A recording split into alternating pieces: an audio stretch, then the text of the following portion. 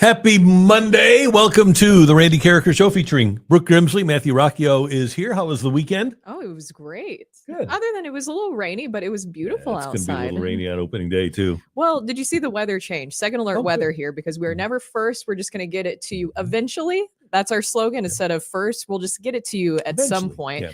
I looked at the weather this morning, and it actually looks like it's going to be gorgeous this week, Randy. Oh, or was I looking at the wrong city? Was I looking at the wrong city? No. Thursday, 35% chance of rain, but a high of 69, so it'll be warm. Okay, I was looking at the wrong city. It did change for the rest of the weekend, What city were you looking at? I think I was accidentally looking at Dallas for whatever reason. Okay. I need to delete, when you go somewhere and then you look at the weather and it stays on your weather app, I need to delete the cities that I'm not currently in anymore, because I still have Tokyo in there. Yeah. Like in Tokyo, it's going to be fantastic on Thursday. I am aware that Croatia is not a city. No problem. It's a place. Yeah, Either way, it's a place. So you weren't wrong there. How was your weekend? Good. Got a little golf in, got a little basketball, a little hockey. Went to the Blues game last night. That was fun. You did? Yeah. That was a good one. That was a good time. We're going to talk about the Blues later on in the show. We've got a lot to get to. Vince Coleman, who it's amazing to me because Brooke and Matthew are both in their early 30s. Vince Coleman came up to the Cardinals in the first week of the 1985 season and proceeded to steal 110 bases, still a rookie record. And Vince is going to join us coming up at 10:20. Vince has a signing event coming up after the opener at the Westin, so he's going to join us. So you want to be tuned in for that because Vince Coleman is extremely entertaining and very knowledgeable. I think the Cardinals should use him in spring training. They should have. Now that ship has sailed for them, but still at the same time, like they should have, especially with how young and athletic this team is. We're going to talk about roster construction this morning. Make sure you get in your comments about that. Any questions you might have, concerns or anger you might have about some of the roster construction going into the season. But with this young group, we know that Victor Scott II made the cut and Mason Wynn. Let them run wild. And Vince Coleman, I think that he would be great at advocating for that, obviously. He definitely will. So we invite you to join the chat, interact with us here throughout the course of the morning. Looking forward to that. Brooke has to turn her volume down. Here we go. I'm sorry. Usually I don't do this. I know you never do. I know. And I did it this morning, Randy. Dang it. I'm sorry. I cut you off. Continue with what you were saying. Bubs gives us a good morning. Hope you all had a fantastic weekend. Is that 6 in a row for the Blues? It is 6 in a row for your St. Louis Blues. We'll talk about that later on. But let's start with the roster construction for the 2025 Cardinals on opening day. And the news came down yesterday morning with Katie Wu and John Denton and everybody else that was down in Florida. Breaking the news that Victor Scott will be the Cardinals' opening day center fielder. Probably won't be the leadoff hitter. I think Mason Wynn will still get that opportunity. But the two big stories coming out of yesterday were that Scott will be the opening day center fielder and Matthew Liberatore will be in the starting rotation, which means that Michael McGreevy, whom they don't want to utilize in the bullpen, will start the season at Memphis. That was really surprising to me because, one, I knew that Matthew Liberatore, we had him here on the show. You can go back and see that interview. He said that he wanted to be in the starting rotation, and he has done everything that he's supposed to do during spring training, but so has Michael McGreevy. Michael McGreevy has looked great during the spring training. I thought that maybe Michael McGreevy would get a chance at the starting rotation, so it depends on what you kind of think about that, but I think it's great that Matthew Liberatore is getting a shot at the starting rotation. And it kind of sticks to the theme of giving these younger players runway. And Matthew Liberatore in his career has 24 starts. Only 4 of those 24 have been on typical 4 days rest. He's been used as a starter very inconsistently. And I hope the Cardinals give him, and I know that early in the season they're going to have off days, but I hope they give him 12, 14 starts in a row to find out what he's capable of once he gets into a rhythm and a routine, which a starting pitcher needs. They'll all tell you, I just want to know when I'm going to pitch so that I can set up my routine so that I can do so. But there were games last year. I remember Liberatore had relieved one night and then started the next day. It wasn't a fair shake whatsoever. No. It's not the right situation. So I'm glad, and it's really important to note that Ollie Marmol was saying yesterday about these roster decisions and with Matthew Liberatore, this isn't an audition. This is a spot for him in the starting rotation. So Steven Matz will start the season in the bullpen, as you can see there, and Steven Matz will then join the starting rotation, though, on April 16th. So they are going with that 6-man rotation. They're not going to all of a sudden kick Libby out of it. that's the plan, is to have him be a part of the starting rotation. And that sort of validation is just so important for a player. Like, remember a couple of years ago when the Cardinals told Jordan Walker that he made the team because he handled adversity so well. And then the adversity popped up. Oh, no. Never mind. Well, the adversity popped up and he went right down. They said, all right, well, you're struggling. Get out of here. I know when we said that, we put a video on social media telling you that you made the opening day roster. And then we also made statements saying we're going to stick with you. And we just sit you right down because we don't want to see you deal with adversity here at the big league level. And hopefully that won't happen anymore. But I wouldn't be surprised if it did. I hope for everybody's sake that the Cardinals can be more consistent in those sorts of endeavors, like Wilson Contreras being their catcher, or Zach Thompson being a starter, or the number one left-handed reliever, or a guy like Jordan Walker, or hopefully Matthew Liberatore gets that opportunity now. I think one of the aspects that the Cardinals have missed out on in developing young players is consistency and allowing them to grow as major leaguers and deal with what's going to happen to you as a major leaguer, because you're going to have to deal with adversity and not getting hits. I remember it was Yadier Molina, and he hit like 208, I think, in his rookie year. And Tony La Russa went to him and said, look, you never have to get a hit. As long as you keep catching the way you're catching, you don't have to get a hit. And he meant it. He stayed with that. Was 2005. And Yadi didn't get many hits, but he wound up staying the catcher and then turned into the offensive player that he became. And I'm convinced that part of the reason that he got the 2,000 hits is because Tony gave him the confidence to keep going out there. Yeah, that's what you need. You need that consistency and also to stick with those players. Now, I know I saw some comments come in about Michael McGreevy. I think this could be Ben saying, why don't we go with a 7-man rotation with Michael McGreevy? That would be hilarious. Probably not the best idea, but that would be hilarious. Now, kind of to that point, the organization is really worried right now about depth pitching wise. So you have that injury with Zach Thompson. You have that injury with Drew Rom, which I know that Drew Rom isn't, a big deal whatsoever, but it seems like they're worried about the pitching depth and they want to make sure. Mom doesn't want to hear that. I'm sorry. I'm just being honest. I'm just being honest. It's not a big deal.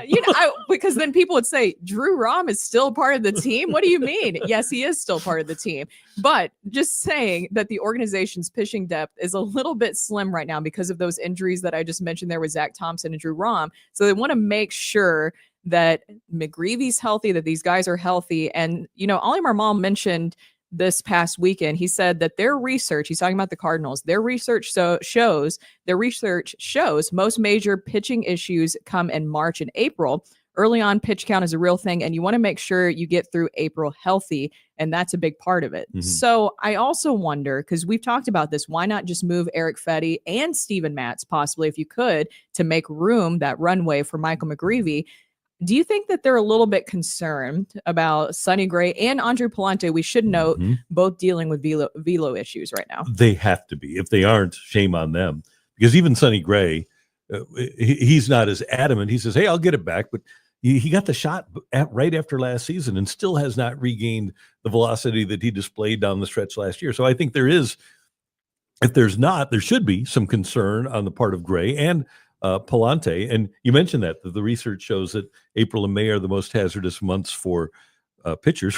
Maybe that's why Steven Matz is in the bullpen.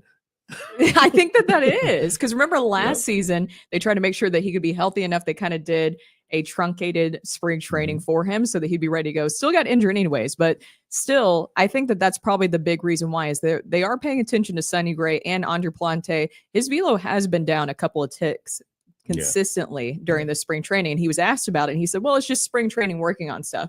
The velo drop is something that's always concerning. Now, we're getting a lot of comments about Victor Scott II, because the other big thing that you mentioned there, Victor Scott II, of course, the Cardinals doing the right thing, making him the center fielder. But there was one other thing to note with the roster construction, and that is Michael Ciani making the cut.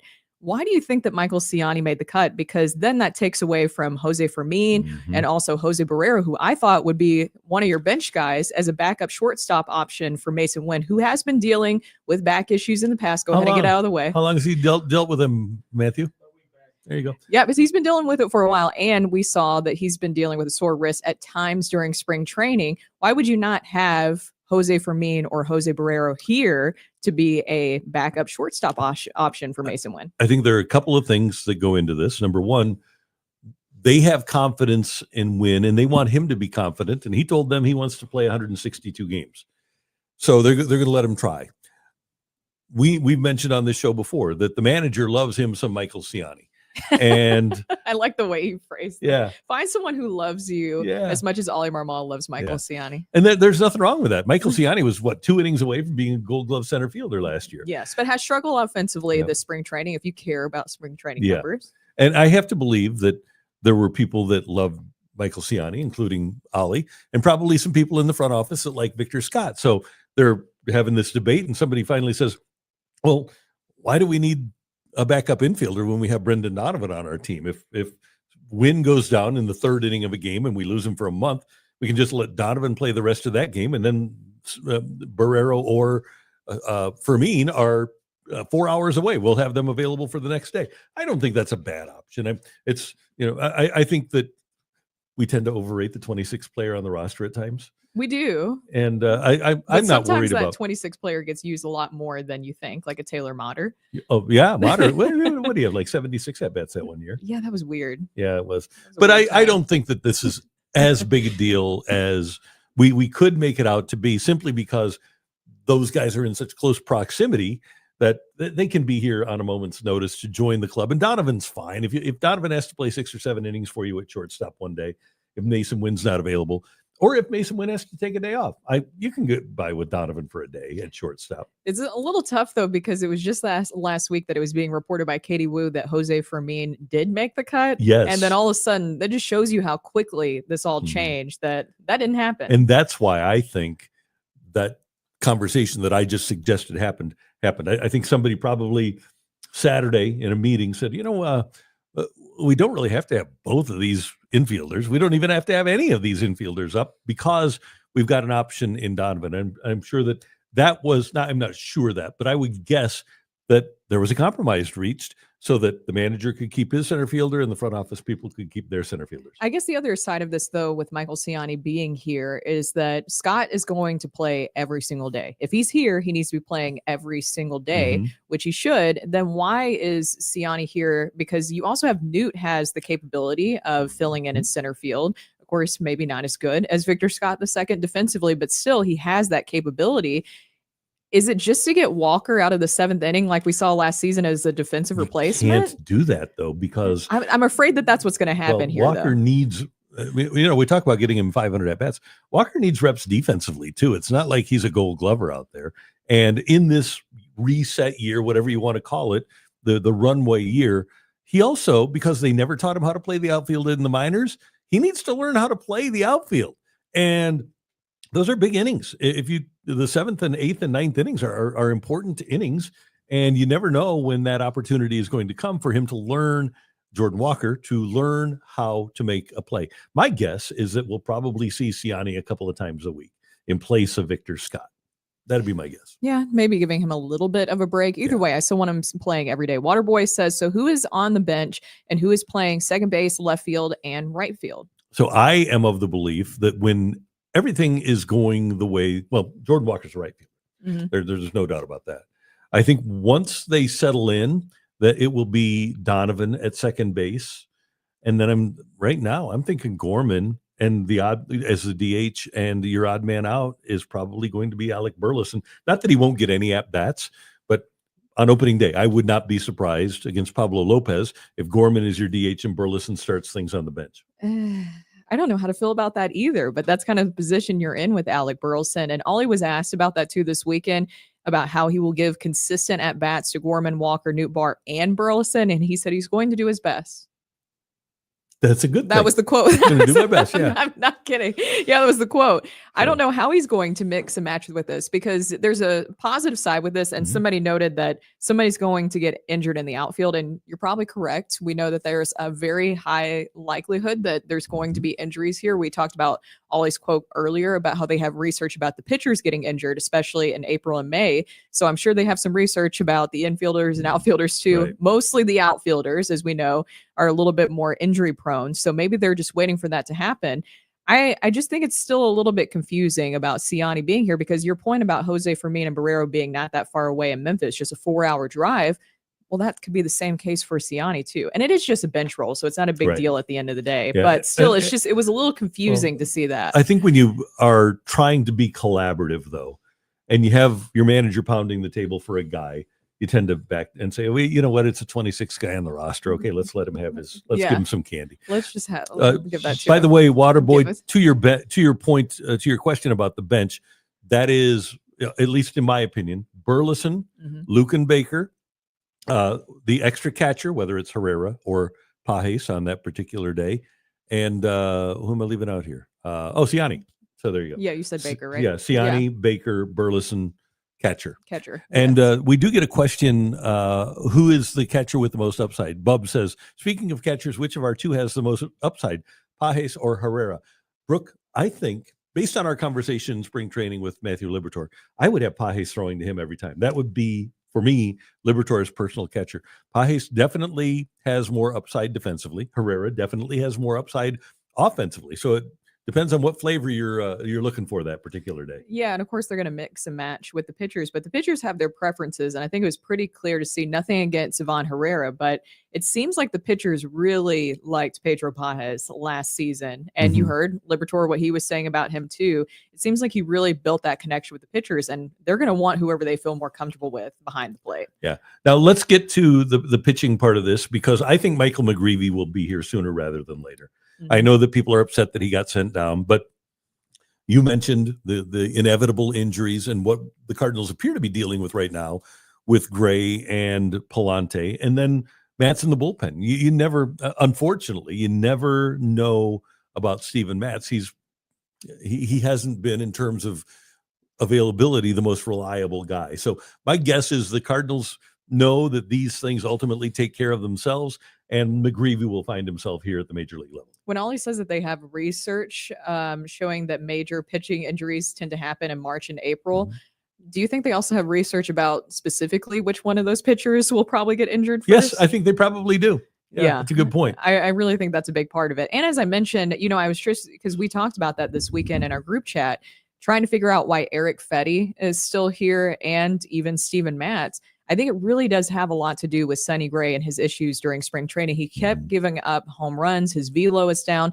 And his quotes, I don't know if you guys saw the quotes from Sonny Gray this weekend, didn't exactly make me feel better. John Denton of MLB.com had these quotes from Sonny Gray on his lower velo. Sonny said, "I will find a way. There's no doubt in my mind about that. I will find a way, but it just might look a little different than what I'm used to. Rearing back and throwing at 89 or 90 when you're used to it coming out 93 or some 94s, which I think will come back. I had to figure out a way to do it while it wasn't there. I always have been able to manipulate a baseball. We'll see, but definitely I'll figure it out, and there's no doubt in my mind about that."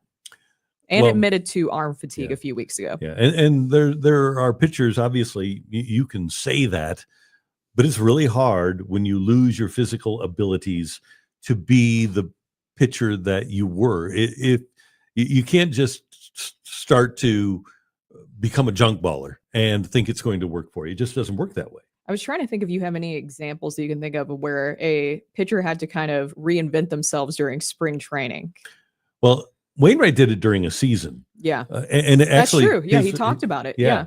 And he had to start shaping his pitches differently, but there's only so far you can go, especially in this day and age where you don't have velo, because eventually the hitters know what you don't have, and they'll start to take advantage of that. Andre Palante also with his velo dropping too. I saw somebody mention in the comments, could he go to the bullpen to give McGreevy a chance? That would make sense. He's pitched effectively out of the bullpen in the past. By the way, if you're a Memphis fan, or you just like watching minor league baseball, or you like Memphis and you want to go hang out on Beale Street, that rotation in Memphis, McGreevy, Quinn Matthews, Tink Hentz, Gordon Graceffo, Tekoa Roby, you've got some guys. And then for those of you that are huge Matt Koperniak fans, he'll be available. There's a lot of Koperniak fans. Yeah. I was waiting for some of those comments to come in about why isn't Koperniak here? Yeah. So I was waiting for that one. There are going to be some interesting players at Memphis. I think that'll be a fun team. It will be, and they will be ready to go for any sort of opportunity to come up here to St. Louis. Yep. And after every game, we'll have Cards Hub 365 here at Sports Hub STL. Cards Hub 365, powered by Gray Bar, comes up every game here on Sports Hub STL. Tonight, the Cardinals play at Memphis, their final exhibition game, and you'll have it right here on Sports Hub STL. after the Cardinals take on the Redbirds. You can also get the show on demand from YouTube following the live broadcast, as well as on Apple, Spotify, or any other major podcast outlet. Cards Hub 365, daily Cardinals content right here on Sports Hub STL, powered by Graybar, your distributor for electrical and datacom needs. Looking forward to that. Also looking forward to the opener. And let's head to the line here and see if our buddy Vince Coleman is with us, the Cardinals Hall of Famer. Good morning, Vince. How you doing? Hold on, we're waiting. We'll get the volume up here. Sorry about this, folks. We'll get it going. Yeah, we'll get it going. Nope, we don't have it. We're going to we're workshopping this. We're going to vamp until we get Vince Coleman ready, and we'll make sure that everything is good to go. Let's see if so. Okay, I know he's trying to connect, so we'll make that happen. We will with Vince Coleman, and then we'll talk to Vince Coleman about especially these young players and giving them runway. So. And Brooke, he changed the personality of the '85 team, and that team had won a lot in '82, and they had the chance to win in '84, and they had become, not that it was a bad thing, but they had become very businesslike, and there wasn't. They had swagger, but it wasn't really fun. Mm-hmm. Terry Pendleton was a very mature, serious guy. Ozzie at that point, Tommy Herr, Jack Clark had just come over. Not that they weren't having fun, but Vince walks into a room and lights it up.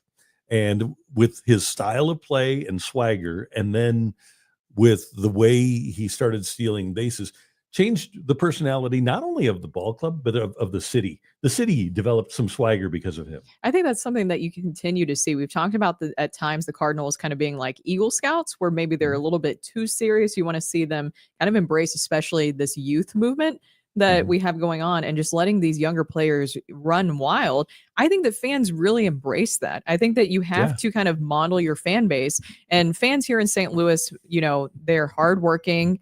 It's the people, that want to see the young guys excel and have a chance to be able to do that. So I think that if you get that going back here in St. Louis, fans, even if they are not technically competitive this season, of course, they're always going to compete. But we're talking about, we've always heard that they're trying to go out and win a championship and they're busy in free agency. Clearly, that wasn't the case this past off season. But if fans can go and see these young players being able to do whatever they want to do with their athletic abilities, I think that people will rally behind that. And I am somebody, not that I dislike home runs. I do dislike the 3-2 true outcomes.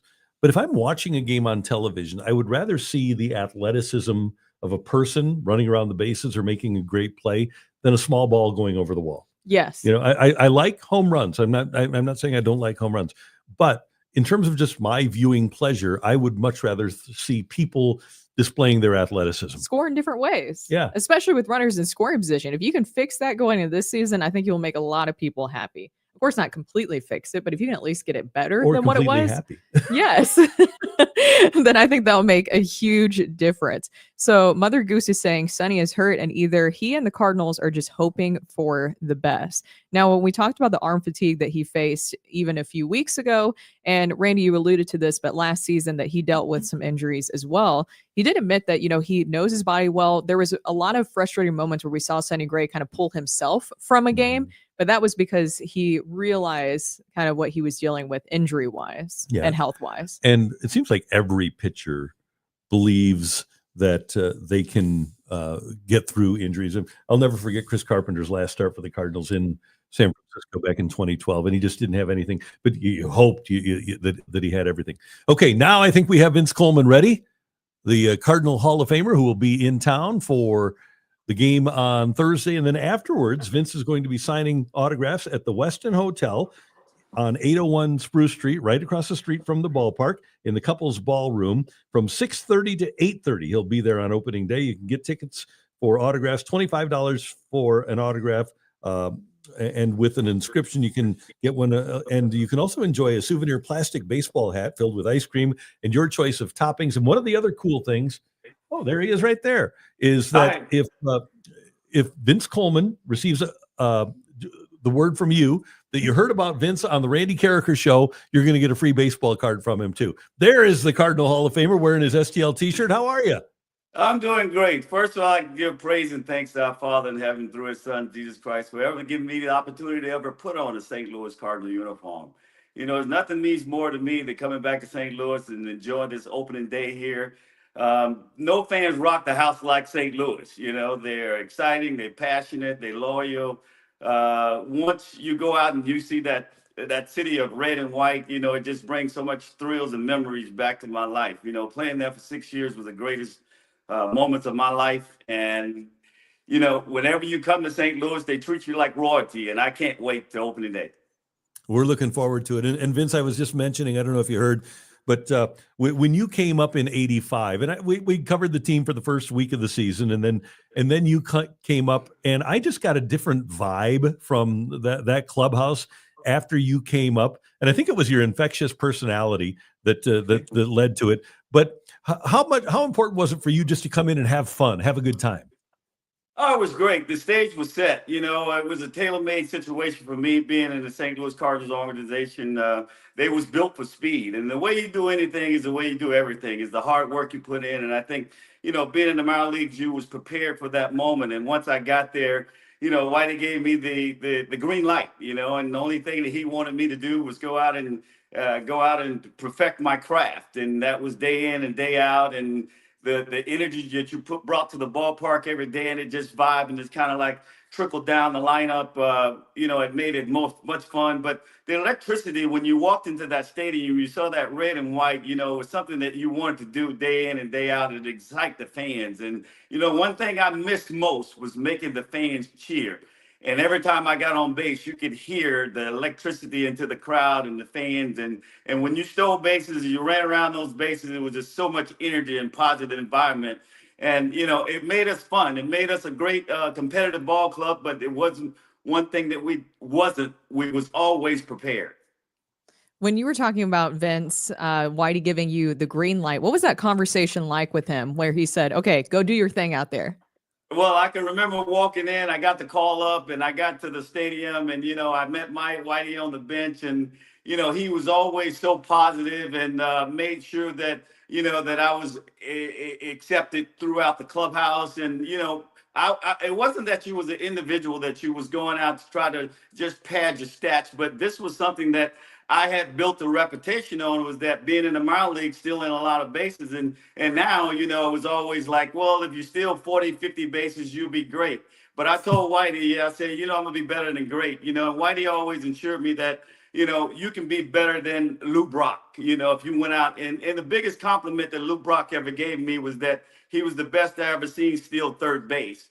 And with that being said, you know, he wanted to know my tips and tendencies and flaws, the things that I've learned when I was in the minor leagues, that every pitcher had a flaw. And the one advantage that I had was that being in Busch Stadium is that the pitcher's mound was always over there in the left field dugout, a bullpen over there getting loose over there. So I can go out early in the ball game and watch the flow, the tempo, you know. So I had a heartbeat, and my heartbeat never got high, you know, because it was always at a temperature where that I can gauge it, and I never got nervous, you know, because I was always prepared with going into that ball game. But Whitey, only time when Whitey ever really got mad at me once was that when I wasn't stealing bases, I kind of like changed the flow of the game in 1988 when pitchers started to slide step and changing quick pitching and balking, and I wasn't going right away. And Whitey called me into the office and he said, Vince, you're the best base stealer in the world I ever seen. Do not let them stop you. They can't stop you. They can only try to contain you. So, you know, it was always a positive voice from Whitey day in and day out, influencing me. And I had the biggest support from my teammates. I think that was the one thing that really engaged me day in and day out. I had the biggest support. It's not that Vince was trying to steal 100 bases every year. It was only because they knew that if I got on base, I would put them in a position to win. Vince Coleman will be signing autographs at the Westin from 6:30 to 8:30 on Thursday night after the Cardinals opener against the Twins.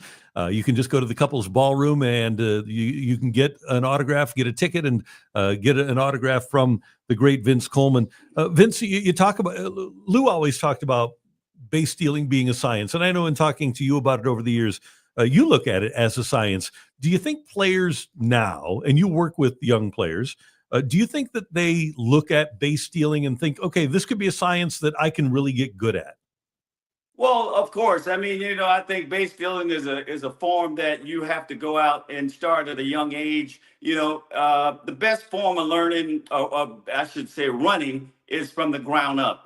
So when you was in minor leagues, or you were coming up as a kid, you always played, various sports. You played soccer, track, basketball. So it's the instincts that really takes you to the next level. And as I said earlier, was that it's a heartbeat, it's a DNA, it's a blood pressure. Do you really get nervous when you want to go out there and compete? Are you prepared for that moment? I thought base stealing for me started before the game even started, because I knew exactly the tips and tendencies of the flaws that a pitcher may have, and it's a lot of studying that you have to go into to know to perfect your craft. From the head to the toes to the hands, and what is the advantage that you may see that gives you that tip, because the timing has to go in sync, that once you get on base and you don't get nervous about it. You have to go out and work on the read, the lead, and then the jump, and that's something that you have to perfect. You may have guys that go out and steal a base, but to become a great base stealer, you have to put time and effort into it day in and day out. And when you watch today's game, how do you think teams do in terms of trying to defend the run? Well, right now, they're doing various things, by quick pitching and slide stepping and maybe even balking, whether the umpire may see it or not. And that was one of the things that I knew, that going into a ball game, I knew Rick Sutcliffe would always balk, Rick Roden would always balk. So there's something that I would go to the umpires and say, hey, look, this guy has a great balk move, so let's be prepared for that once you get there. But once I got on second base, the things that I look for was the catcher. He sets up in the middle of the plate, it's going to be off speed. He sets up on the corners, it's going to be fastball. And if a pitcher might be one looking, you look at the bib of the cap. So there's various things as a base stealer. They can't stop me. I can only stop myself. But every time I went into a ball game, I knew exactly who was going to throw more off-speed pitches. And once I got to second base, I knew that I had an advantage, especially if he was a left-hander. There's no way he can make a 360 move back to second base and pick me off. That was just my belief, and that's what I proved. And, I had the belief that, Ozzie was going to take, or whoever was batting second, that was going to allow me to steal that base. So, you can do all you can to try to stop me, but you couldn't, because I was prepared for that moment, and I brought on that challenge day in and day out. Vince, I wanted to ask you about two of the young Cardinals, Victor Scott II making the opening day roster, and Mason Wynn, of course. Great season for him last year, and hopefully we'll be able to build upon that this year. Both have shown the capability of stealing a lot of bases, especially Victor Scott II in 2023, stole 94 stolen bases. What do you think about those two young guys? Well, I just hope that they go out and they use the whole field as a hitter. I mean, we can't steal first base. So, giving them the opportunity to go out and steal the bases means that they have to be on base. If they utilize from a step batting standpoint, to know that they're going to use the whole field, giving them opportunity to keep the ball out of the ground, giving themselves the opportunity to be on base, then I think they can be more effective. They're great guys, great kids. With a lot of speed, a lot of determination, desire. I've seen them over the years. I just wish them a lot of luck, and hope that they can go out and just put the time in to perfect it, and they have the green light from the managers that allow them, that don't handicap them by, holding them back. Once they get on, they got to convince themselves that, and that's the one thing that they have to do, is convince the manager that he knows what they're doing once they get out on base, and then they won't, be a red light. You always want that green light. You don't want to get a sign from a manager to say you can go on this particular pitch. Going into that ball game, they have to know who I can steal off of, who's has I don't keep a time, but I look at the deliveries, so those are certain mechanics and certain things that, going to that ball game, that the tips and tendencies and flaws that the pitchers may have, they deliver to the plate, whether the position of their hands, the position of their heads, the position of their knees. They have to know that going into that ball game. And if they can perfect that, then they will have a lot of success. All right, Vince, I want to test your memory here. I'll see if you remember some things. Do you remember in 1986, Chris Welsh of the Reds throwing over to first against you 17 times before you stole second? Do you remember that? Yes, I do remember that, and I say because when I came up through the minor leagues, I mean, you had a lot of lefties, Randy Myers, you had Tom Brown, and Chris Welch yourself coming up through the Reds organization. So those are the things that I had studied and I built upon. So when I got to the big leagues, I looked like a genius because I knew that what his flaws were. You know what I mean? So yes, he threw over 17 straight time. I think that came out on the Instagram like last couple of weeks ago, and I remember being with Pete Rose. I told Pete Rose we became good friends because we spent a lot of time together just in that moment right there. But there again, going into that ball game, I was prepared. I knew Chris Welch very well, but every left-hander that came into a ball game, I had a notebook. I had all the flaws. I keep saying flaws because that's the thing that I studied and I built upon, because that's what was my craft, and that's what I studied and I built upon it, and I believe, and that was my belief. So Chris Welch was a guy that threw over 16, 17 straight time, and on the 18th time I took off, and I think I stole third base as well. So. All right, how about the game against the Giants where you guys had the big lead and Whitey let you guys keep running, and Whitey actually got into it with Roger Craig. Remember that?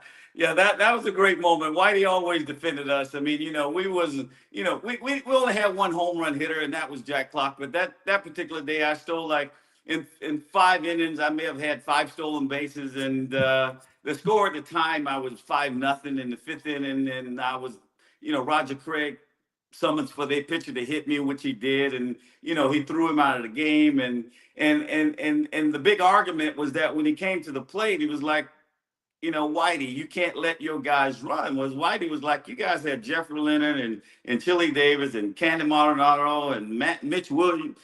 And so, you have all these home run hitters is just in the 5th inning, so we have to manufacture runs and keep running the best way we can. And you know what? The ending of that game, I think it was came to be a very close ball game because they almost came back on us and beat us. But that was our style of play, and everybody know going into the ball game, we wasn't trying to show anyone up but that was the only way that we could stay afloat and stay competitive and earn the respect that we did throughout the league, was that we just had to keep running and keep the pressure. And Whitey always said that we make them play a simple game of catch, but now they got to put a time limit on it. And once you do that, then it's very tough to defend, knowing that we could never give in to anyone, so we can't tell you to stop hitting home runs, so don't tell us that we can't stop stealing bases. Okay, and then one other story, and I know you know this one because we talked about it at the Baseball Writers dinner, but maybe my favorite play in all of these years of watching baseball is you and Willie with the double steal at Wrigley. Oh yes, going into that ball game, I knew I needed one base to break Samuel stolen base record, the 76. And it was late in the ball game, and there it go again. I knew Scott Sanderson on the mound, and so a guy that I had a lot of dates with. So I got in that situation where at second base, and Jody Davis was a great catcher. One of the one catchers I would say probably the best catcher in baseball at that time. But there again, Scott Sanderson, he one look to second base. And I knew he was throwing an off-speed pitch, and I gave Willie the sign that I was going to go. But once I took off the third base, and I went head first, and I couldn't grab onto the base, and I kind of overslid it. But my first instinct was just to get up and go, So which I did. I got up and I went to home plate. And now you're in a pickle of something that we worked on in the minor leagues, and you give a fake one way. But the thing was that Scott Sanderson did not cover home plate, and so he should have went to third. He went to third base, should have went home plate. So that left, once Jody Davis made the throw to third base, it made it open, and I was able to go. Matter of fact, if you can see this picture right here, this picture right behind me, that's the play right there. Oh, really? I have it on my wall, and fantastic. that's one of my namesakes there that in my house here that I love. That's one play that a memorable moment. I mean, I had so many memorable moments in St. Louis. I mean, you know, I come down here in this room here, and I just reminisce over my days with the Cardinals, and you know, sometimes I just bring tears to my eyes just to look around, and it was a true blessing. You know, coming up as a kid, you know, not knowing that much about baseball. I wasn't really a baseball fan.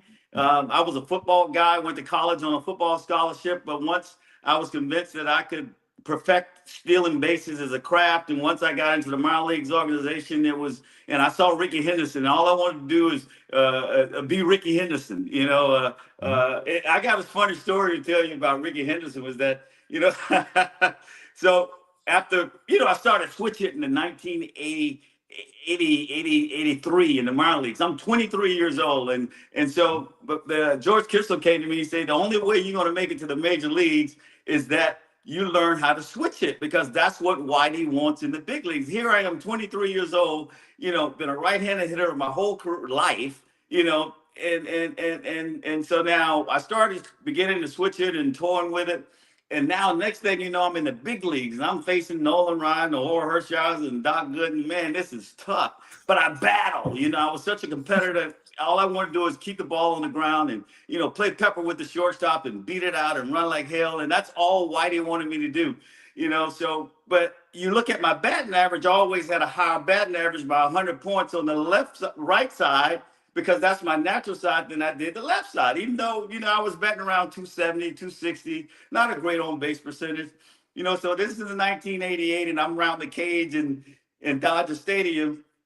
And we facing Fernando Valenzuela this night, and I hit a couple of home runs in batting practice, so I'm feeling good about my swing. I say, Whitey. So after I take my turn, I come around and I go to Whitey. I say, Whitey, won't you just let me hit right-handed?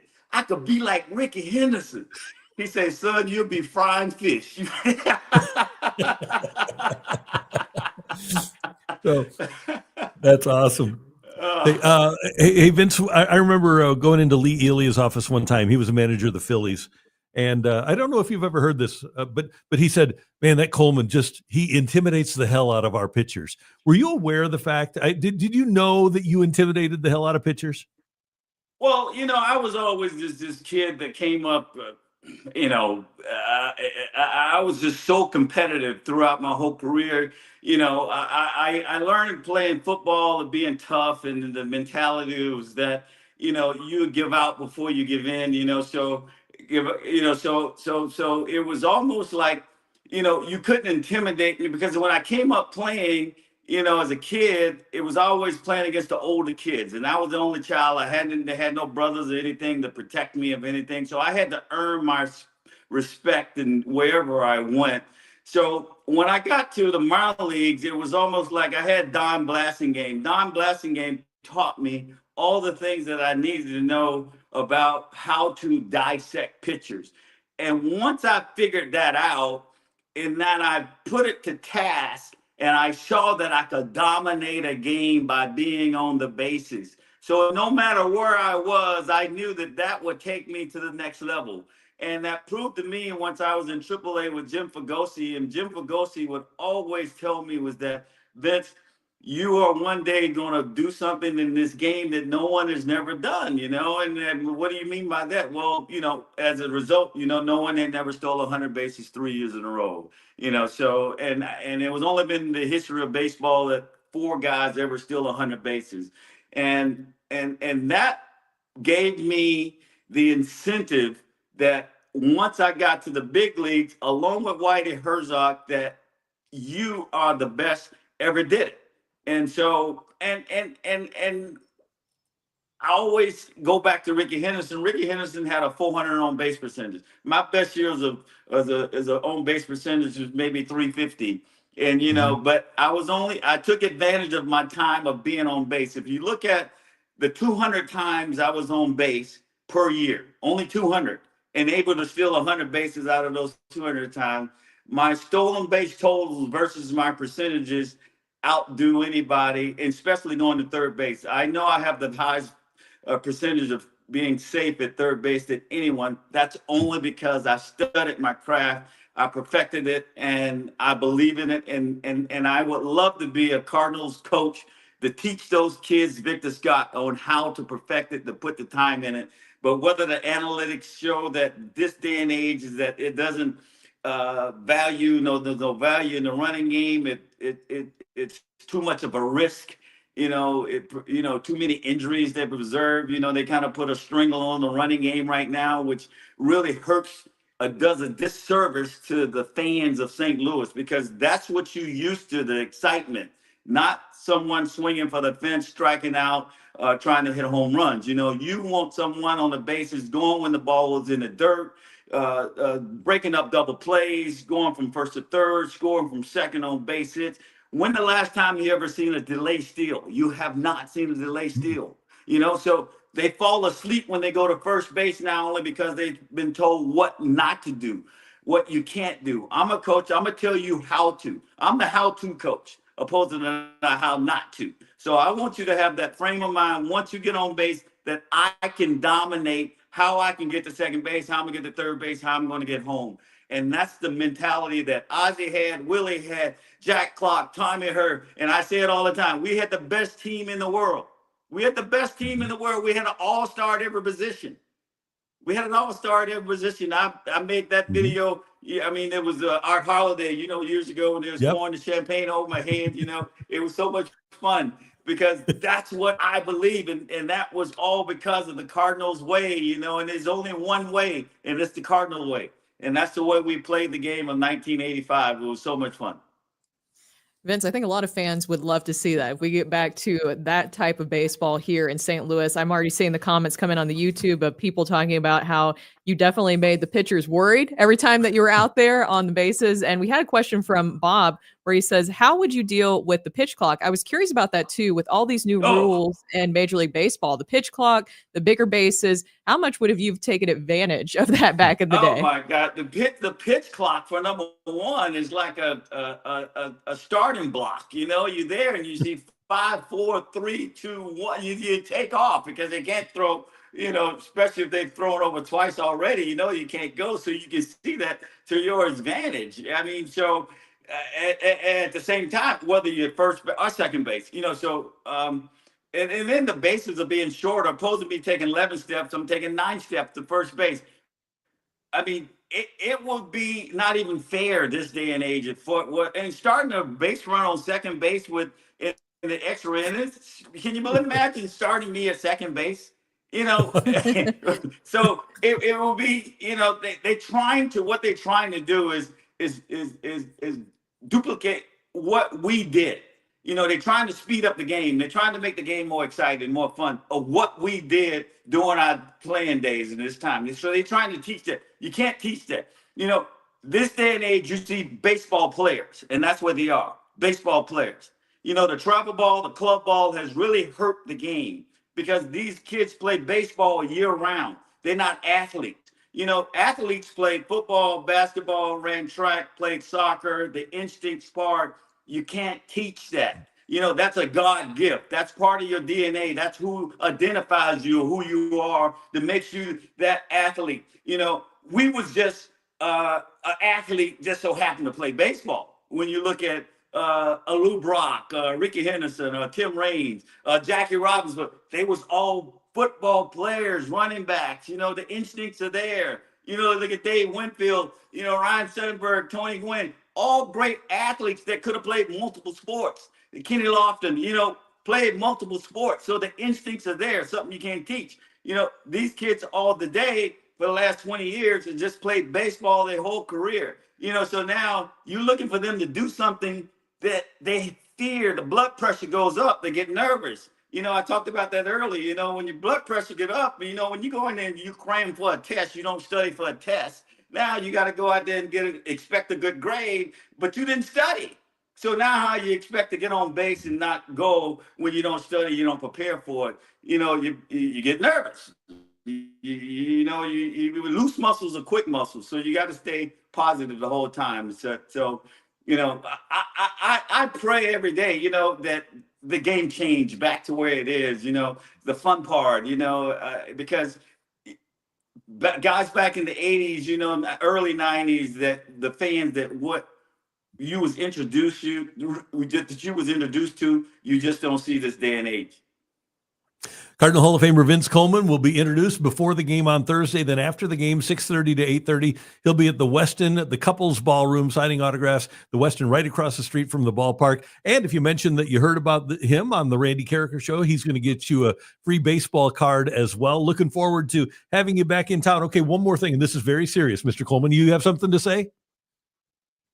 Well, I was just going to say recap on, if they heard it, and they mentioned to me that they heard it on your show, they get a free card as well. So it's almost like buy one, get one free, you know what I mean? So in our side, we're going to have fun. We'll take pictures, hang out. There's no rush. This is the first time Westin Hotel ever did this. So it's new to them. But I want to give this is, as an athlete, your most valuable commodity is time.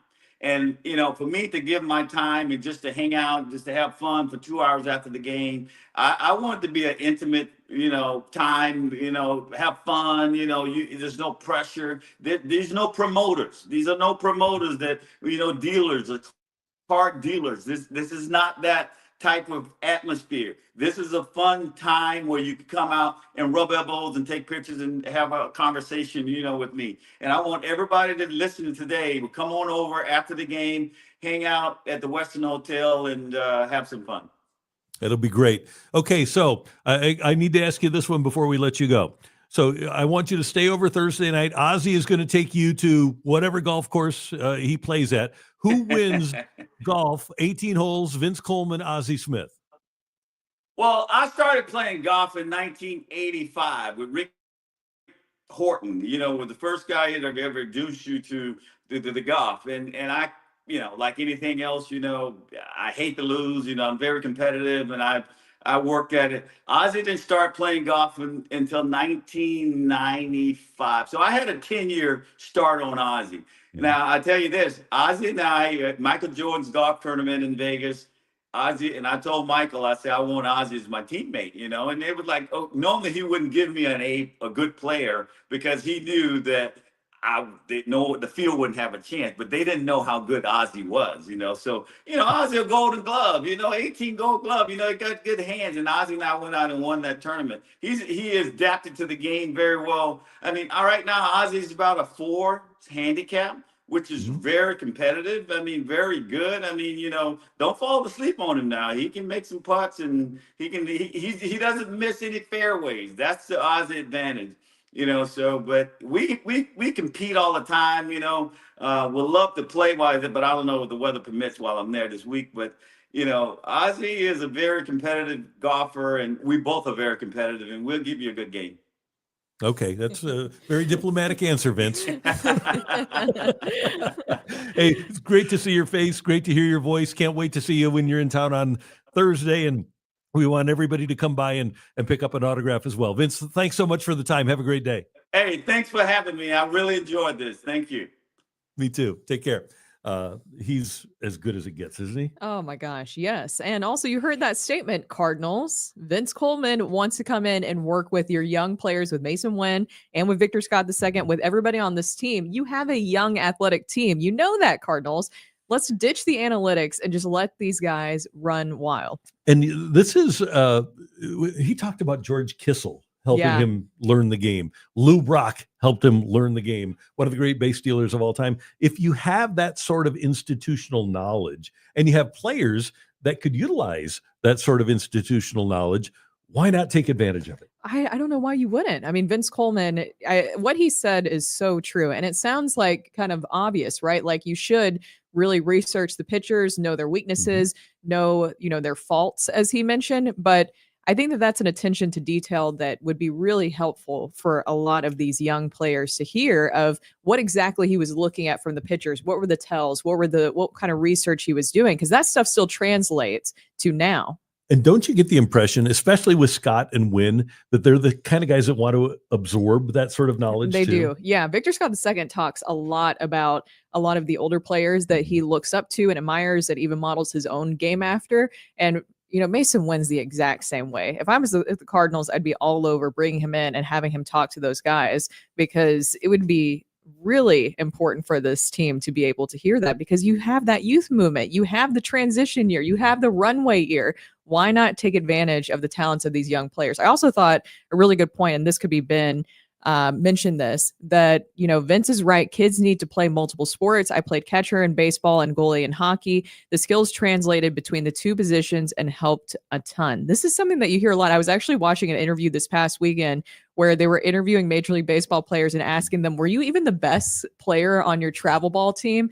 And a lot of them said no. And I think that that's really important for people to hear, is that you need to be able to experience multiple sports at a young age instead of focusing on travel ball. Because I hear that with travel ball, it gets expensive and it's very time consuming. Yeah, it seems like it limits the kids in terms of their ability to learn how to make winning baseball plays too. Yes. One other thing about Vince Coleman, if you aren't aware of it, he was an All-American punter at Florida A&M. He would have been a great NFL punter. He led the nation in punting. Wow. In his last year at Florida A&M. He would have been one of the best punters. His cousin Greg Coleman, longtime NFL punter with the Vikings, Vince would have been great. Put that together. Yeah.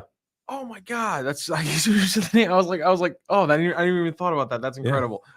This talk about the base stealing made me put up a poll on YouTube while we were watching, and I went, the Cardinals have averaged 96 steals over the last 3 seasons. By the way, those numbers, 95 3 years ago, 101 2 years ago, 91 last year. Big reason for that, obviously, is Tommy Edman didn't play. He had 27 steals the year prior. You lose that, you drop by 10. So they averaged 96 steals over the last 3 seasons. How many steals do you expect in 2025? The numbers I put up there were 150 plus, 125 to 149, 100 to 124, and 90 plus is just fine. Right now, 100 to 124 is winning with 46%. Only 10% of our voters right now are expecting 150 plus. By the way, just to kind of show you the relativism of last year, there were 6 teams that stole around 150 plus bases. The Phillies, the Guardians, the Rays, the Reds, the Brewers, and the Nationals. The Nationals did lead the league with 223 stolen bases last season. Just for a relative look, most teams in Major League Baseball stole between 106 and 140 bags. Wow. Cardinals stole, again, 91. 106 and 140. 1983, Vince talked about his ability once he got on base to steal bases. 1983 in the minors in A-ball at Macon, Vince had 156 hits and 56 walks. So he was on base 212 times. He stole 145 bases. That's insane. That's just insane. That's stupid. That is insane the numbers. best way possible. That's amazing. So He was outrageously great. So, oh my gosh. Thanks to Vince for joining us. And again, stop by and get an autograph on Thursday after the game, 6:30 to 8:30 over at the Westin. And like he said, he wants it to be intimate. You know that he loves to talk, and he'll talk to you, and he wants to take photos, so it'll be fun. I'm excited for that. I feel like I need to go over there, and I need to get a baseball card for Ari, my son, to go ahead and get that started. Yeah. Hey, make sure that you've subscribed to our YouTube page that you're watching right now, and like this video if you haven't already. And you can go to sportshubstl.com to sign up for our Hub newsletter. It's sent to your inbox twice a week, and anytime St. Louis sports news breaks, you'll be the first to know about Sports Hub STL events and merchandise, get exclusive content and prize opportunities and more. And while you're on the site, check out all the St. Louis sports content, including game recaps, programming highlights, sports news and opinion, gambling tips, and more. It's all on the website at sportshubstl.com. Now it's time for the Grim Report, because we do have to talk about some Blues. And I promise you an overarching, we'll get back to some of your Cardinals questions, because I see those still coming in about the roster and the roster construction. But we have to talk about the Blues, guys. Mm-hmm. They are the hottest team literally in the NHL right now, especially coming off the Four Nations break. Their 6th straight win last night, beating the Preds. Randy, you were at the game, 4-1 win. Yeah, and another impressive win. They're just so workmanlike. They were workmanlike against Chicago on Saturday. And they just go about their business, and they just – I said this a couple of years ago in 2020 after they had won the Cup. Under Craig Berube, they just became good at winning, and it doesn't matter how the game goes. Last night they get outshot by Nashville, but they're still able to come away with what's necessary. And it wasn't just a win. Even though they got outshot almost 2-1, it was a dominant victory. It was. I always like to, and by the way, they're playing the Nashville Predators again on Thursday. It seems like every time that they face the Preds, the game gets really chippy. You had Nathan Walker get involved in some things. And by the way, this just came out from NHL Player Safety that Bolduc has been fined $2,248.26 for cross-checking on Sunday. You saw that at the very end, towards the end of the game there. And it was interesting because I talked to Jamal Mayers about this last night, about the fact that that was kind of, I don't know. I don't like coming after officiating, Randy, that much, but you were at the game. There were some calls that really did not go in the Blues' favor. And luckily the hockey gods kind of balanced it out there towards the end. But he had a 5-minute major and a game misconduct for sticking up to Robert Thomas. And I know that when you look at the replay of it, it actually looked worse when it was happening in the moment than when you slowed it down a little bit with Robert Thomas. I thought it should have just been like a minor. Like, I was kind of surprised by that. Number one, worth every penny. And it's really not that much money when you're talking about the player getting fined compared to the NFL fines. I still think because he's a rookie, we should probably have a GoFundMe to pay this fine. I don't know if we can do that. He's struggling? That's allowed. But Blankenberg tried to take out Robert Thomas's knee. Blankenberg deserved the shot that he took from Bolduc. I also want to say, Randy, I guess it was 2 years ago, you hitched your wagon, very tiny wagon, to Nathan Walker. And I just got to say, is he in your top 5 of like scrappy bench players that you like decided you were like going to be like, this guy has to be on the roster for multiple seasons? Is he like, of all time St. Louis, like guys you personally called, you were like, this guy's got to be on this roster? Is he in your top 5? I mean, the guy's spitting his tooth out after another fight. I mean, come on. He's the kind of hockey player you need to win, though. Yes, it's he's got that element to him. And seeing Bolduc, his ability to score, and he's been a hot scorer, one of the hottest scorers in the league since the break, and seeing that sort of activity. There was also a play earlier on where Walker was coming back to the bench, and it might have been Blankenberg. Somebody was jabbing him with the stick.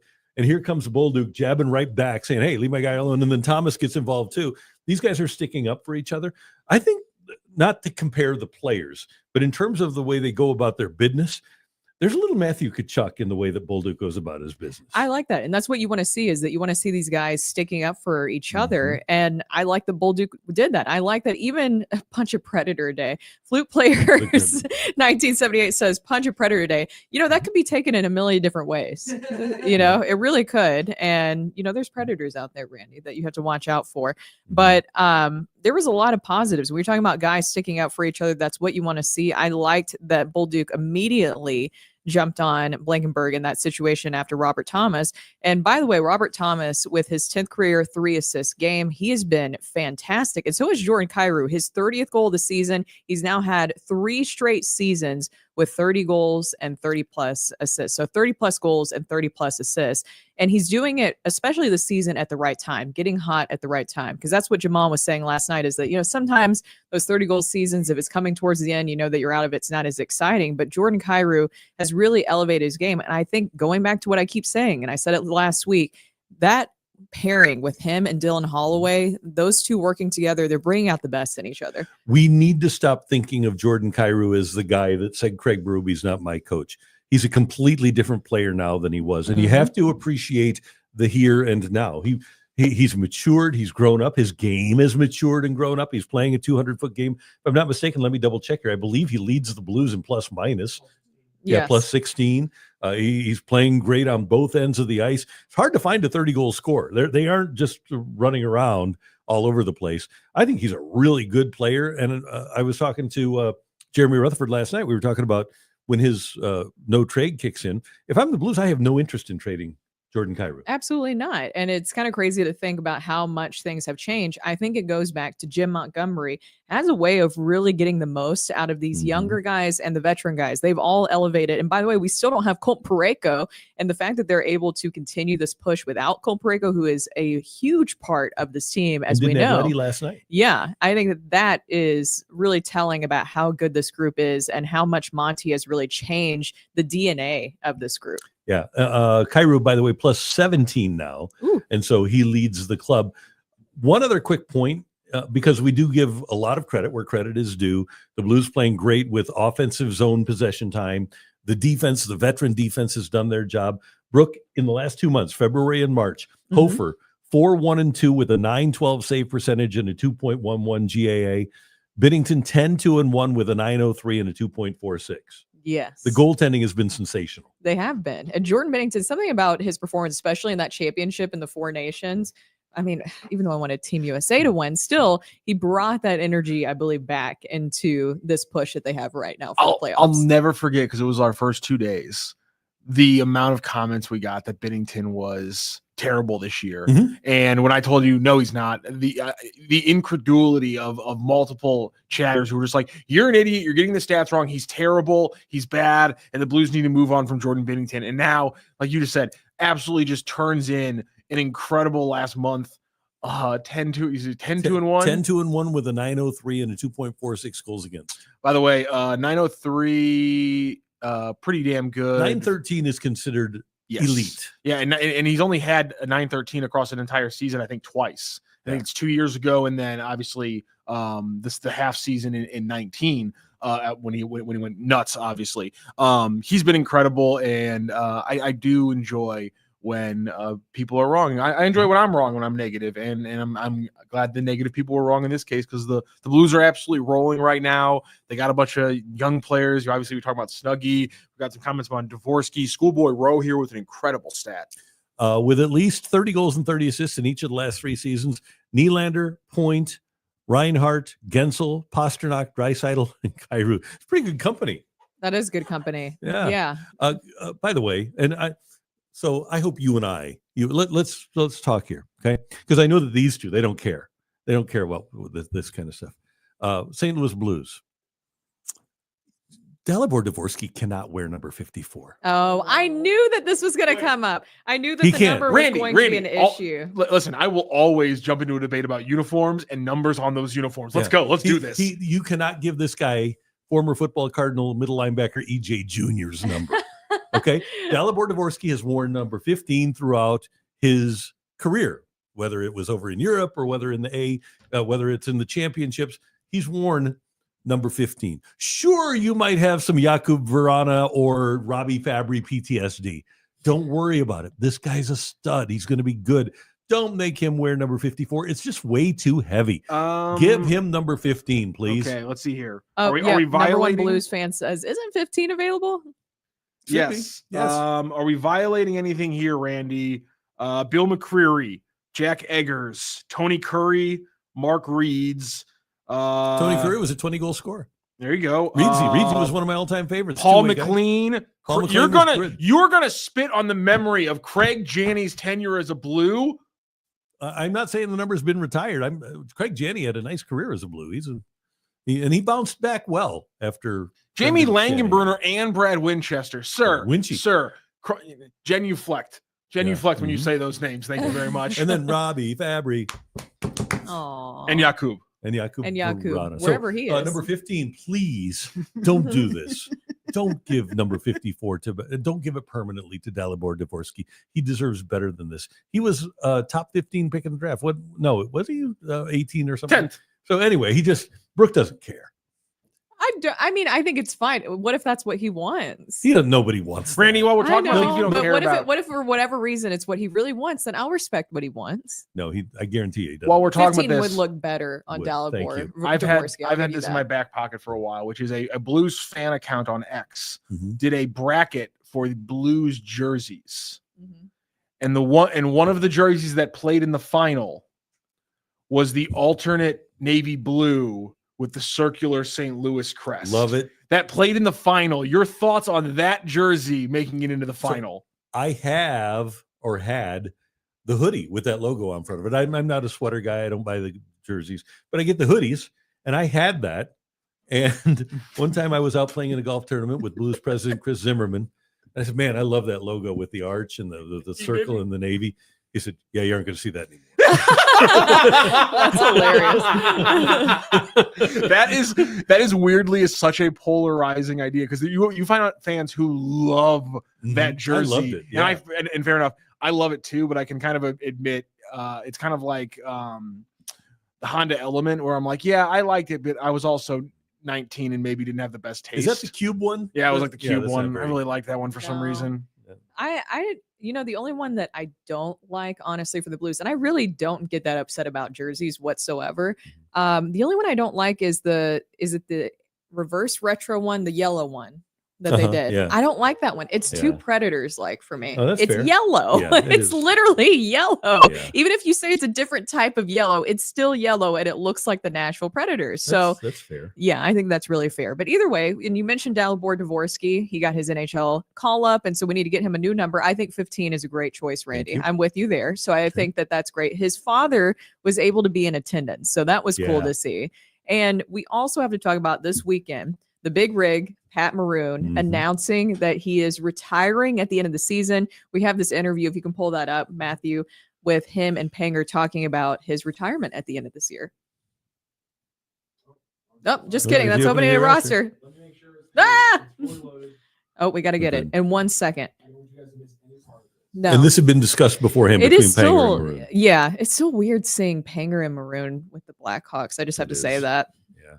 People said they had no Well, problems. Pat, your 840th NHL game. How does that feel? Feels good, yeah. I mean, obviously we all know the circumstances, and I mean, 840, I would have never thought. What are the circumstances for you? I mean, for me, I just think I laid it all out there every night, and for me, I just did everything the right way, and I try to play an honest player, and yeah, I mean, it's going to be an emotional night for me tonight. Obviously, we all know what's going to happen, but I accomplished everything in my career that I would never have thought, and I bet against all the odds. Everyone doubted me, and like you said, I'm 840 in. When you look around here and see so many friends and old teammates, what's it like for you? It's tough. It's sometimes you got to give up everything you know and everything you dreamed of your whole life, and I just know it's time for me, and it's time for my family to go start a new chapter in our lives, and you know, to get to have a special moment tonight and be in St. Louis, to have my family come in town, and I won a Stanley Cup here, and you know, I'm just going to finish this year as every game is going to be my last game. You know, like I'm going to play as hard as I can and do everything I can to keep winning hockey. And so yeah, this is all I know, Panger. So it's tough. I mean, it's hard to go through things like this. You can't really process it, but I think it's best for me and my family to go start a new chapter. Really proud of you, pal. Thanks, Panger. I love you. Thanks for everything. That was such a good interview. That's Anytime great. that the big rig gets emotional, I get emotional too. We saw that, of course, a lot during his Stanley Cup run. He is a hometown hero for obvious reasons. I loved everything about that. And the Blues did a great job of honoring him Yes, they too in that game last night. But over 800 career games played, 3 Stanley Cups. What a career it has been for Patrick Maroon to be able to accomplish all that. Because remember when he came over to the Blues, that magical, obvious Stanley Cup run, remember he came from the Oilers and it kind of was, you know, thought of as this could be the end. This could be his last shot in Remember, the NHL. They were keeping him around for the bobblehead, the big league bobblehead night. Yeah. And he had a good game, and they said, "Oh, we'll keep him around." Yeah. And Berube loved him. And it was kind of just like a nice story. It's like, oh, he's from here. You know, we're going to give him another shot. And look at how he's been able to extend this. And to me, one of the defining moments of the Stanley Cup Finals, and there were so many, but was the game in Boston, where when he says to the Bruins bench, "You guys are blanked," you know, and he knew it. He was so confident during the course of those Stanley Cup. Well, even the Dallas series when they get down 3-2, he said, "We'll be fine." And he it's almost like he knew, and then he helped will the team to victory. But what a great person to have, not only on your team but in your community. He's a great St. Louisan, but man, and they know it in Tampa. John Cooper knows what a great guy he is to have on a team. Blues sign him to a one-day contract so that he can retire in the Blue Note. I'm cool with that. I think they should. Yeah. I think he would love that too. I think he really would. We also have from number one Blues fan, SCL legend, biggest goal in Blues history. We were both there for that game. And it was just, I think at that moment when Pat Maroon scored that goal, that's the moment for me during that entire Stanley Cup run, Randy, where I was like, they have the magic, they have everything working out for them to win a cup this year. Yeah, that was like it was like everything. It was like a movie. Everything was perfectly laying into place where they could win the cup. and especially because of what had happened on the previous play when Ben had the wraparound, Yeah, and wasn't able to score, and then Maroon comes back on the great play by Robert Thomas. Yeah, that was magical. And Pat Maroon, I mean, how many towns have a hometown hero like Pat Maroon, and also one like David Freese? Oh my even gosh. even the biggest markets Within don't have a that. decade. Like Yeah. it happened a lot in like the 40s because the drafts were you had local area drafts in a lot of sports. So it happens a lot in like the 30s, the 40s, the 20s.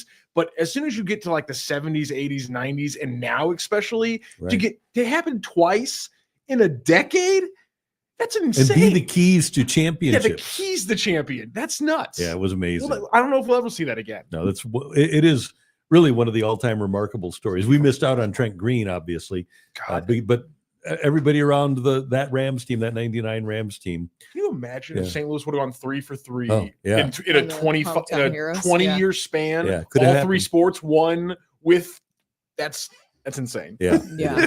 So great story for Patrick Maroon, and very happy that he was able to have it. I think also, this is something that I always think about too with athletes. If you think that they could choose going out on their own terms or not, I mean, the fact that he is able to kind of call his own terms on this, on being able to go on his career. Some athletes don't have the opportunity because it's injury that takes them out or something else, or that nobody wants them. Yeah. Father Time is undefeated. How many players? Like a guy like Paul Bissonnette, who's a TV star now, but he had a PTO with the Blues in 2014, and he never got an opportunity after that.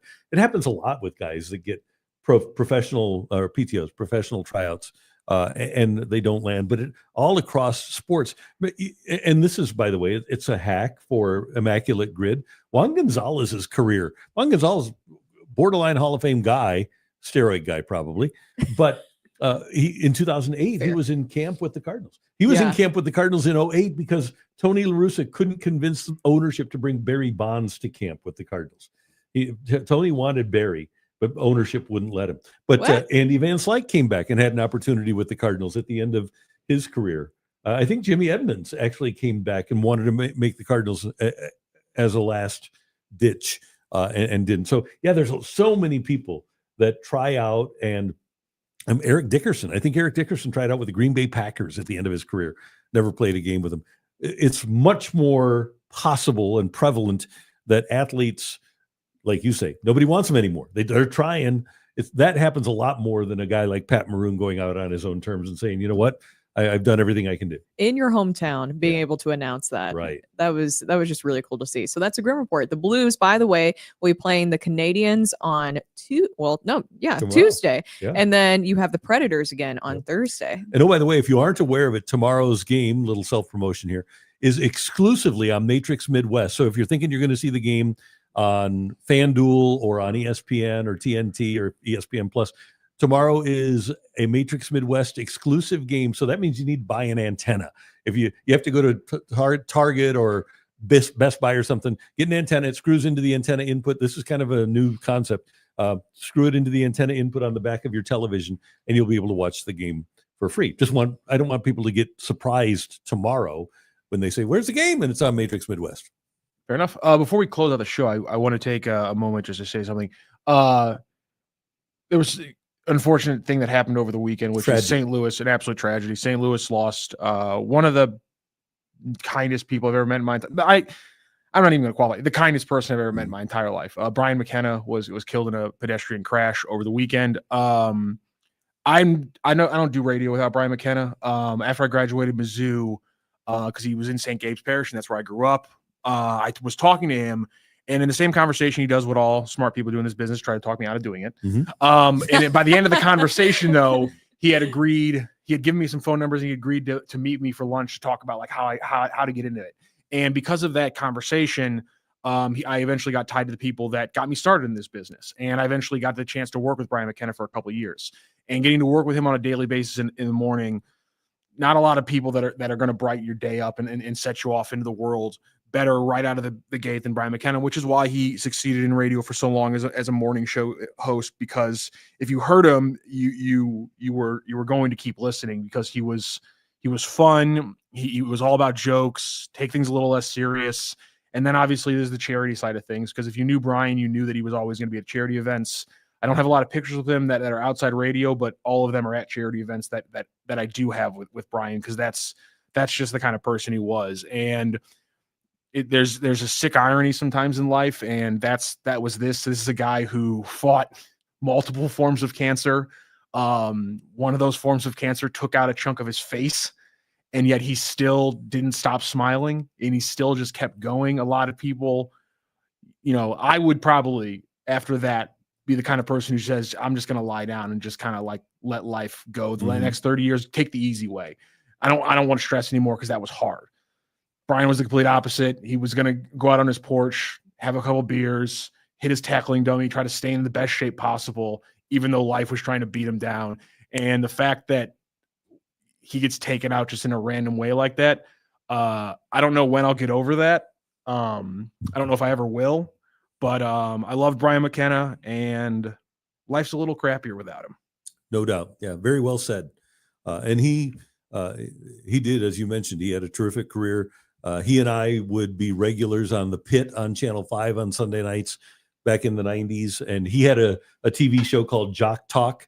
And but maybe once a month I would join him on Jock Talk, and we would just talk sports. But to your point, nobody ever used the media platform better than Brian McKenna did to raise money and help other people. He was all about helping other people. And then when he did start dealing with cancer, it seemed like he was almost embarrassed to take help from others. Right. He was just that sort. He wanted to give, and he never wanted to take. And I think your point is the most salient and saddest part of this is that here's a guy who worked so hard to live and battle and beat cancer, and then he gets hit by a car. Yeah. That's just tragic. Yeah. And by the way, as tragic as it is, and while we should mourn his death, that is a life to celebrate. That's what I was going to say. It's about celebrating his life. You mentioned the charities, and I didn't have the pleasure of meeting him, but knew of him, and then hearing all the work that he did charity wise, that just told me everything about that we need to be celebrating his life. Yeah, no doubt about it. A good guy. And by the way, we didn't mention this, but we should, because it's very serious sports news. Do you think Tiger Woods is engaged? Oh, well, that was, yeah. Vanessa Trump. There's no easy way to pivot out of that. But the president's by the way, though, a pivot that Brian would be proud of. Yeah, damn right. Damn right. Yeah. The president's former daughter-in-law is with Tiger, and Tiger put it on. It was the on weirdest announcement. I sent it to you guys. I said, do we actually need to lead with this tomorrow rather than the Cardinals roster construction? Because I'm trying to figure out, are they married? They're both wearing white. Are they married, or is it an engagement? I was thinking engagement. Maybe it is married. At first, I had to double check to make sure it was actually Tiger Woods, because it was like, this is a really strange post. Yeah. We probably don't have time to pull it up. He wrote on the X machine. He wrote, "Love is in the air, and life is better with you, Vanessa, by my side. We look forward to our journey through life together. At this time, we would appreciate privacy for all of those close to our hearts."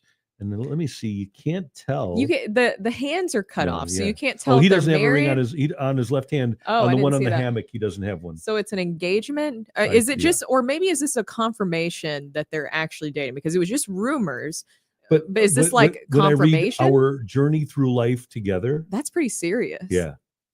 But I don't like the hammock picture. Is that weird? Like, the hammock picture is just kind of weird to me. Please get on social media, or you could just Google it and see this photo of him and his new wife, to be. And the hammock picture is just kind of weird there, isn't it? It is kind of weird, yeah. So that's we don't have that. Congratulations. Yeah, congratulations, you two crazy kids. Love is in the air. I just love that. Love is in the air. That's beautiful. Who took the picture? You think it was Charlie? I don't. Oh, would you get your children to do that for you? I guess you would. Charlie. Yeah, if you're asking for privacy. Speaking of Charlie, I think I got an anti-news alert when somebody was like, "Breaking news: Charlie Woods has been offered multiple times with D1 programs as a sophomore in high school." And I was like, "That's not news. That's the most I could. I mean, that would have minus $1 million on a betting odds that Charlie Woods is going to play D1 golf. Of course he is. Also, if you're a team if you're a college golf coach and you're not currently coaching for Stanford, kind of spinning your wheels, aren't you? Yeah, you would. Yeah. Why would he go anywhere else? That's a good point. You know that there was at least one coach out there too that when he was born tried to put an offer out. Lyndon would. I hope Lyndon would. you know that there was at least one coach is like, we have to get on this right now. Let's go ahead and put this offer out there because why wouldn't you? It's Tiger Woods' son. Yeah. I also want to bring up this story too that was just coming out an hour ago. As we know that Mookie Betts has been battling a sickness, and he said that he's lost nearly 20 pounds and he began feeling sick before he left for the Tokyo series. So he's trying to make it, because I think a lot of people were thinking, well, what did he eat in Tokyo? I wonder where he went. Yeah, tell us. He's saying to lose weight. Well, not me. But he's saying that this happened before, and it's a mystery illness. Still doesn't know what it is, and he's down to around 150 something pounds at this point. That's kind of scary. So he was around 170, and now he's down to 150 something. I wonder if there's some sort of a parasite or something. I hope he's okay, because in addition to being a great baseball player, Mookie Betts appears to be one of the real great people in baseball. Oh, he is. No, he's a great guy. Not heroic, but heroic's not a good word to use for I'm sure he does like a lot of charity stuff. Yeah, but he's a high quality human being. Yeah. Speaking of when Vince Coleman was talking about putting your kids in multiple sports, Mookie Betts growing up played like literally every single sport. Obviously, baseball was his best, but I would say bowling wasn't too far behind. Did you see that he bought a bowling team? Did he really? Like an international bowling league. Relative. I guess technically he is a better baseball player relative to the average baseball player than he is bowler. I guess that's fair. But he played everything. You can't get any better than regular 300 games. He bowls 300 all the time. Yeah, I know, but no, he played a lot of different sports when he was growing up in Middle Tennessee.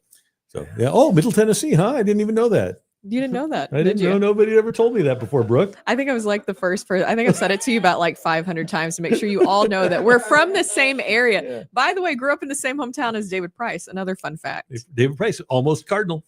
Yes. $187 million offer. Did you ever hear that story?